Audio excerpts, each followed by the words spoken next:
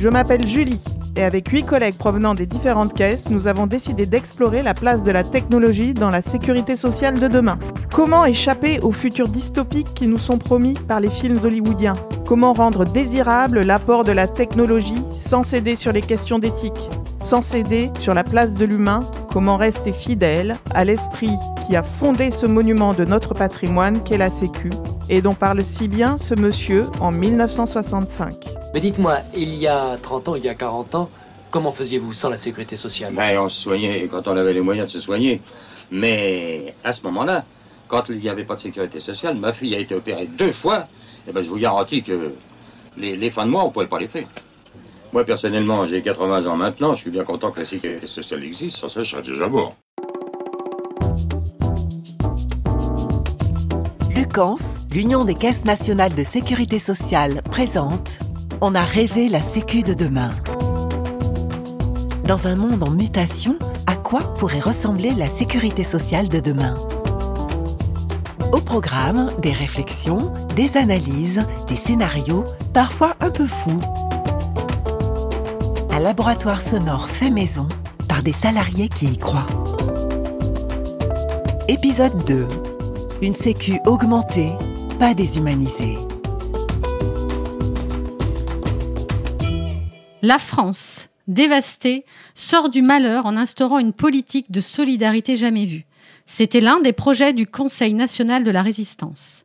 Ambroise Croizat, qui est l'artisan de sa mise en œuvre, présente cette utopie humaniste qu'on appelle déjà la sécurité sociale. Cette réforme qui doit également humaniser cette administration, la rendre plus proche des assurés et faire en sorte que ceux-ci y trouvent des avantages toujours plus substantiels. Alors voilà, notre défi est posé. Proposer des bénéfices toujours plus substantiels aux assurés sans perdre de vue l'humain et son identité. Il nous faut échapper à ça. Dans un avenir pas si lointain, notre ADN déterminera notre vie. Une infime goutte de sang, un peu de salive, un simple cheveu définiront où vous pouvez travailler, qui vous devez épouser, ce que vous serez capable d'accomplir.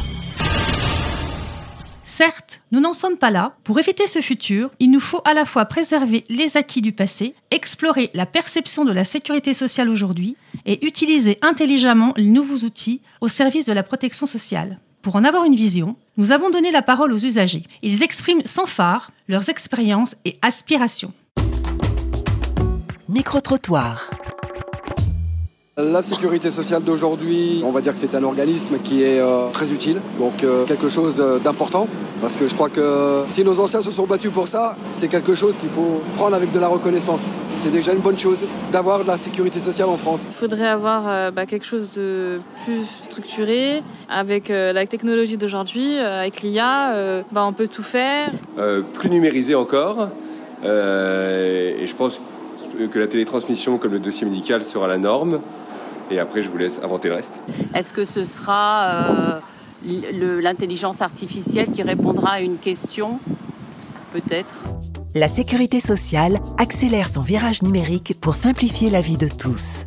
Chacun peut désormais réaliser des démarches en ligne et l'accès aux droits est fluidifié.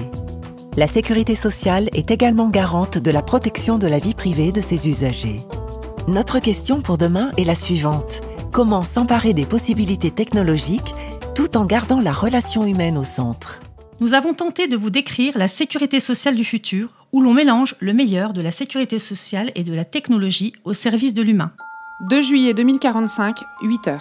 Aurore se lève et se dirige vers la salle de bain pour parler à son miroir. Bonjour Aurore, je suis Paul, ton assistant virtuel. Nous sommes le 2 juillet 2045. Météo du jour, il fait 25 degrés. Bilan de la journée. Retour positif de l'expédition du groupe Artemis depuis la planète Mars. Reforestation de l'Amazonie de 30% avec un objectif atteint. Mbappé a annoncé la composition de l'équipe de France en tant que nouvel entraîneur. Point santé. Votre rythme cardiaque est normal. Votre bilan rénal est bon avec un taux de créatinine à 9 mg par litre. Très bien. Et as-tu ma bonne nouvelle ? Votre dernier bilan hormonal montre des modifications. Je vous propose un rendez-vous avec votre conseillère de la sécurité sociale et avec votre accord, je lui transmets les informations. Oui, je veux bien. Je vous propose donc un rendez-vous avec Victoire, qui aura un langage moins technique que le mien. Elle est disponible cet après-midi à 15h. Voulez-vous ce rendez-vous ? Oui, super Paul. À quel endroit aura lieu le rendez-vous ? Le rendez-vous est dans le jardin partagé de votre quartier. Le validez-vous ? Bien sûr, c'est parfait, merci. Bonjour Aurore, je suis Victoire, votre conseillère sécurité sociale. Félicitations, j'ai une bonne nouvelle à vous annoncer. Vous êtes enceinte de 2 semaines. Je vous confirme la bonne prise en compte de votre grossesse dans votre dossier. Récapitulons ensemble votre calendrier administratif et médical. Il convient l'ensemble des droits dont vous allez bénéficier, prime de naissance, congé maternité, l'ensemble de vos soins, les prestations familiales ainsi que tous les rendez-vous de suivi. Oui, encore merci Victoire, me voilà rassurée. Je m'inquiétais tellement de mon état de santé. Pouvez-vous me dire le sexe ? Car j'ai déjà 2 filles. Un garçon serait super. Oui, bien sûr, je regarde. Votre vœu est exaucé. C'est un garçon. Ouh, je suis trop contente. Paul, as-tu pris bonne note de tout ça et reporté dans mon agenda ? Oui, c'est bien noté. Bonjour Victoire, je pourrais vous voir juste après ? Oui, bien sûr, une petite minute. C'est possible ? Au revoir Aurore, on reste en contact. Au revoir Victoire, et encore merci pour tout. Bonjour, je vous écoute. Je souhaite partir à la retraite le 1er octobre, est-ce que c'est possible ? Laissez-moi scanner votre bracelet. Je regarde votre dossier.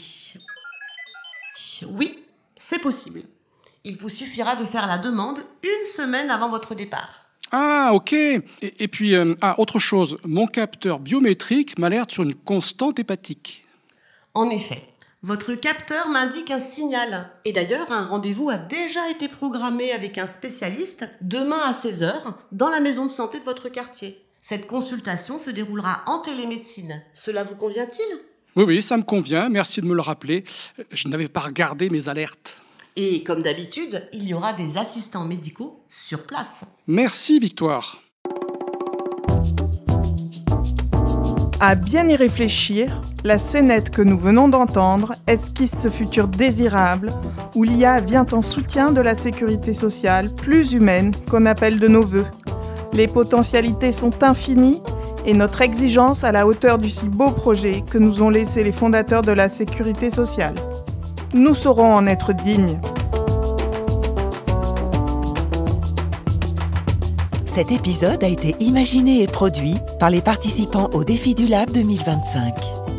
Avec Boulkara Sabdi, Julie Bloch-Delmas, Aline Michel, Floriane Garneret, Christophe Lambin, Béatrice Clary, Christine Linkenheld et Sébastien Moreda. Production sonore, JBD Productions.